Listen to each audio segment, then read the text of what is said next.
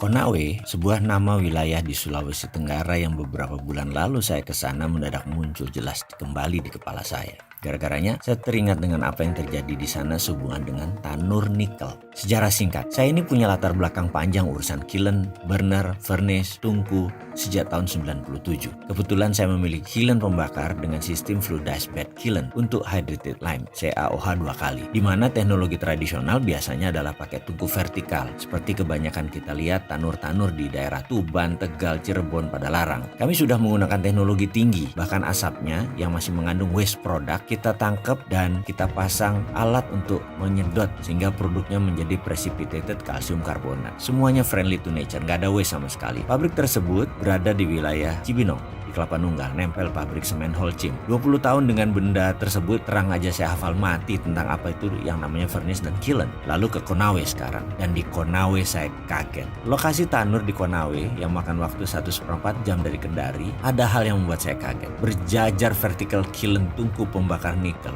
atau nickel smelter. Ada kali 50-an. Tingginya rata-rata mungkin 18 meter. Tinggi sekali. Asli saya kaget. Pertanyaan saya, mengapa pakai tanur furnace vertikal ya? Ini kan barang teknologi lama. Apa mungkin karena murah? Atau karena cepat pengerjaannya? Atau karena low teknologi? Walaupun merusak lingkungan, gampang ngontrolnya. PLC, programmable logic controlnya kan sederhana. Semuanya panel. Tidak perlu komputer IT yang canggih. Itu dugaan saya sebelum saya masuk ke dalam lokasi pabrik tersebut. Saya akhirnya masuk ke dalam. Pertama saya melihat struktur besi terpasang di sana dan tungkunya. Saya menatap tajam semua struktur dan mulai Jawa Timuran saya keluar. Ancuk rek, makian saya keluar dalam hati nih ya. Bawaan saya waktu itu mau perang aja. Rasanya wis arep tak tantang carok iki sing duwe. Asli gondong pol, saya bilang gitu. Asli saya ngamuk walaupun dalam hati. Bener deh. Kalau ada celurit saya tak tantang iku orang asing sing wet dan tenan itu. Tapi saya masih tahan. Lalu saya berkunjung ke ruangan PLC room. Ya kelihatannya bagus dan baru, tapi saya tahu semua ini bungkusan tok. Ini barang bekas. Tahu kenapa saya gerendeng? Ini namanya ekspor debt atau mengekspor hutang, atau Indonesia mengimpor hutang. Di sono negara yang kita ambil, mereka yang mengekspor hutang. Mungkin saya salah, tapi sesama bajingan ekonomi, jangan anggap remeh si Sontoloyo ini. Insting saya jalan. Ini kita import debt, mengimpor hutang. Saya ini bajingan ekonomi, tapi yang saya makan bukan negara sendiri, negara orang. Begini ceritanya, kisah nyata ini. Dulu saya memiliki pabrik di Pasuruan, hutang bank.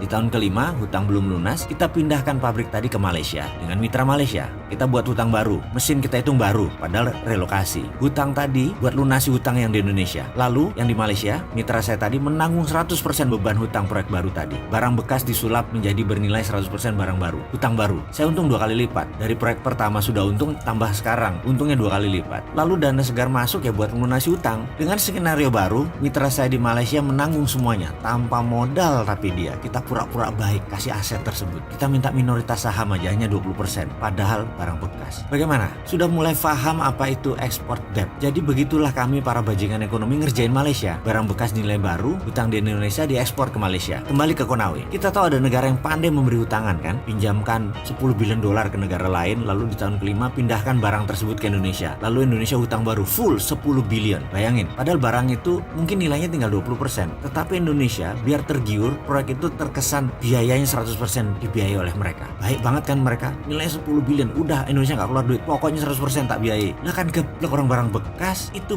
bisnis untung di muka mereka itu. 8 billion ditambah hutang mereka yang kemarin lunas. Ada lagi, bunga mereka 5%, lalu dikasih bunga ke kita 7%. Mereka untung dari bunga aja 2%. Jadi untung dagangnya bolak-balik. Lah kan saya anco-ancoin itu proyek, digeblek-geblekin pejabat yang masukin investasi ini. Yang katanya memasukkan investasi billion dolar ke Sulawesi Tenggara. Gak ada tunainya, yang ada mesin dinaikkan 5 kali lipat, kita sudah nanggung 100% hutang, blek barang itu ditaruh. Kan yang nanggung Indonesia. Ancuk tenan lah. Saya tuh udah tensi saya tinggi kalau udah kayak gini. Tangan saya ngepal berapa kali dan dalam hati ngamuk gemuruh emosi. Saya melihat tumpukan limbah B3 di mana-mana sisa pembakaran nikel, udara sesak debu pabrik. Lalu di mana untungnya buat masyarakat Indonesia, Le? Lalu yang mengantar saya berkata, "Bapak mau sekalian ke Morowali nggak, Pak? Hanya 5 jam kira-kira dari posisi sekarang." Saya menatap dia dan bertanya, "Berapa banyak tanur di sana?" Dijawab olehnya, "Ya lebih banyak, Pak, dari Konawe." Saya diem, cuman komentar, "Anjrit." Hanya itu aja yang keluar dari lidah saya. Walah Gusti, mudah-mudahan ini saya salah data. Maafkan kalau saya salah, nggih.